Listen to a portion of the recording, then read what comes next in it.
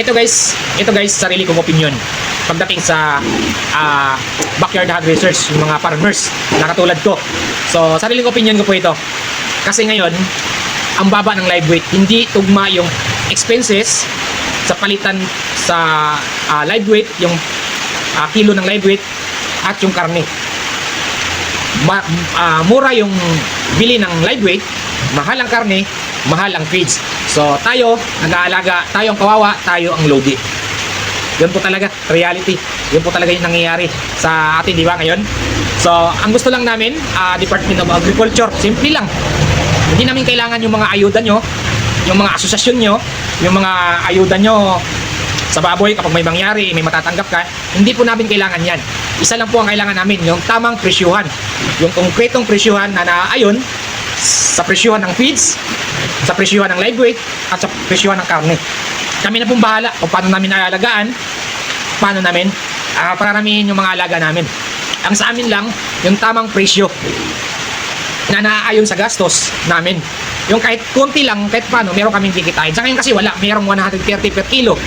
Diyos ko, ano na po, loging-logi na po.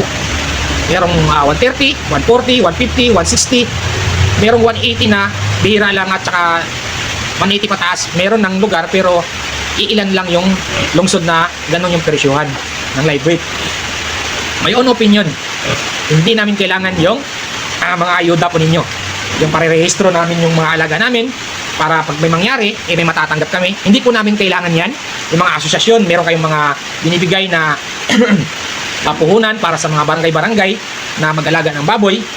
Hindi, of my opinion, hindi po namin kailangan yan. Ang kailangan lang namin yung tamang presyo.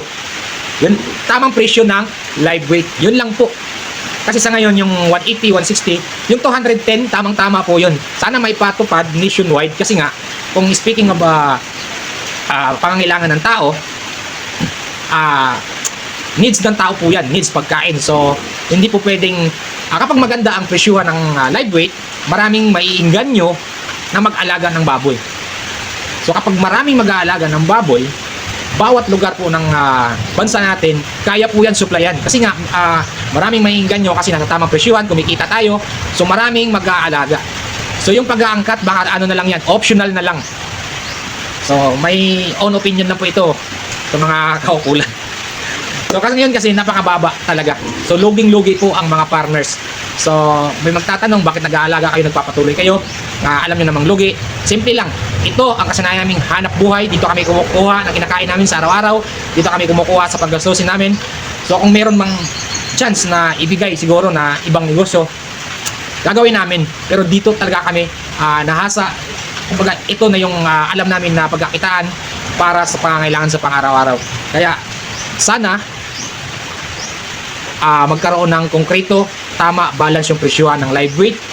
Dahil yan lang po ang gusto namin mga backyard. Hindi namin kailangan yung mga ayuda-ayuda na yan. Kami nang bahala sa buhay namin kung paano namin alagaan, paano namin pararamihin. Basta may tamang presyuhan sa live weight na naayon sa presyo ng feeds at naayon sa presyuhan ng karne.